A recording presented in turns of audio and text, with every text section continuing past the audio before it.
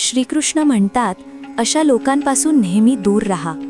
आजच्या तारखेला प्रत्येक माणसाला प्रत्येक सामानाची किंमत माहीत आहे, पण माणुसकीची किंमत ओळखण्यामध्ये मात खातो. आयुष्य खूप सुंदर बनतं जेव्हा साथ निभावणारा धोकेबाज नसतो. प्रत्येक माणसामध्ये काही ना काही प्रतिभा नक्की असते, पण लोक बऱ्याचदा त्याला दुसऱ्यांसारखा बनवण्यामध्ये नष्ट करतात. एकटं राहण्याची सवय असली पाहिजे, कारण कोणीही नेहमीसाठी तुमच्याबरोबर राहत नाही.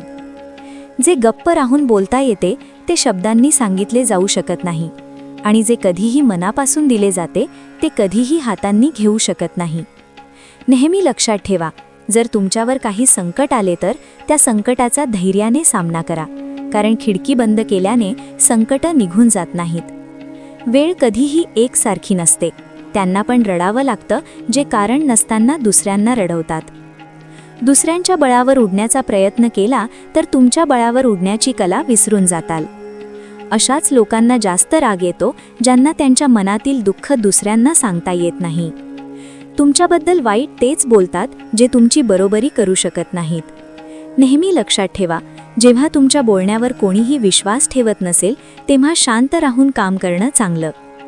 माणूस त्याच्या मर्जीने शांत होत नाही, तो कोणत्या ना कोणत्या गोष्टीने मनातून तुटलेला असतो. तिरस्काराचं कोणतंही अस्तित्व नसतं. तिरस्कार तर प्रेमाच्या नसण्याचा परिणाम आहे. पत्नीला उडण्यासाठी पंखांची नाही तर तिच्या नवळ्याची आणि आपलेपणाची गरज असते. प्रत्येकाला जमत नाही कोणा एकासाठी प्रामाणिक बनून राहणं. लक्षात ठेवा की वेळ, मित्र आणि नाती मिळतात तर फुकट, पण त्यांची किंमत तेव्हाच लक्षात येते जेव्हा ते तुमच्या आयुष्यातून दूर जातात. चुकीच्या हत्यारांनी तुम्ही एक स्क्रू सुद्धा काढू शकत नाही, मग चुकीच्या दिशेने केलेली मेहनत तुम्हाला यशस्वी कसं बनवेल? हिम्मत कधीही हरू नका, अजून खूप पुढे जायचं आहे, आणि जे म्हटले होते हे तू करू शकत नाही त्यांना पण करून दाखवायचे आहे. लांबवरून केलेल्या प्रवासाचे एका क्षणात महत्त्व संपतं जेव्हा आपलेच लोक म्हणाले, सांगा कसं येणं केलं?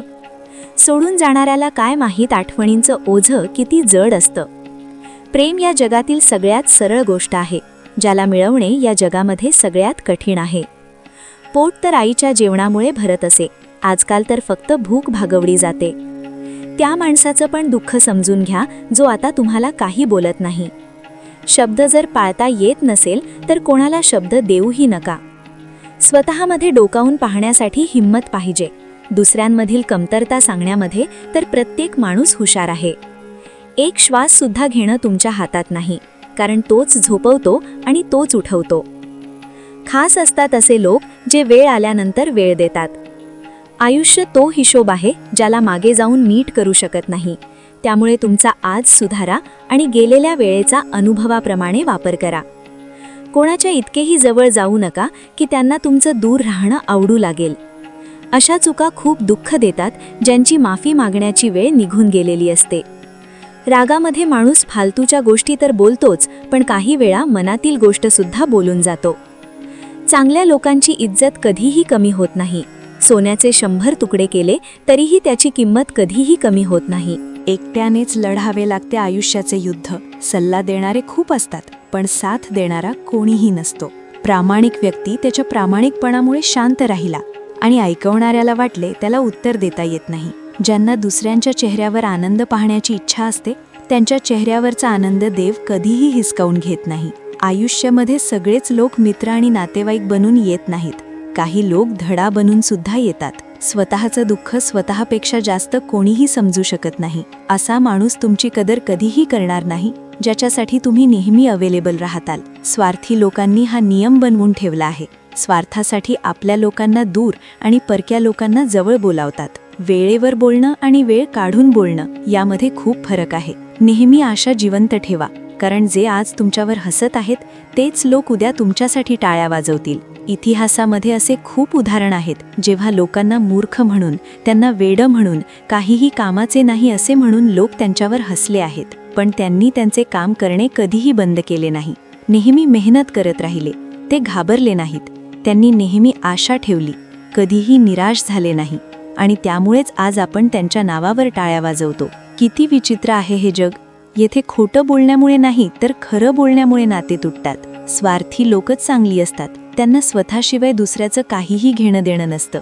आणि एक आपण असतो ज्यांना सगळ्या जगाची काळजी असते. खोट्या व्यक्तीचा मोठा आवाज खऱ्या व्यक्तीला गप्प करतो, पण खऱ्या व्यक्तीचं शांत राहणं खोट्या व्यक्तीला मुळापासून हलवून टाकतं. वेळेबरोबर बदलणं गरजेचं असतं, कारण वेळ बदलायला शिकवते, थांबायला नाही. लक्षात ठेवा, आयुष्य आनंदी नसतं, त्याला आनंदी बनवावं लागतं. खोटं पण किती विचित्र आहे ना. स्वतः बोललं तर चांगलं वाटतं, दुसरे बोलले तर राग येतो. नेहमी लक्षात ठेवा की तुम्ही प्रत्येक जागी जाऊ शकता, पसंत करणाऱ्यांच्या मनामध्ये आणि नापसंत करणाऱ्यांच्या डोक्यामध्ये. पहिल्या ओळखीमध्ये आपण बऱ्याचदा चुकीच्या लोकांना पसंत करतो, आणि जेव्हा चांगले लोक आयुष्यात येतात तेव्हा आपण भरोसा करणे सोडून दिलेलं असतं.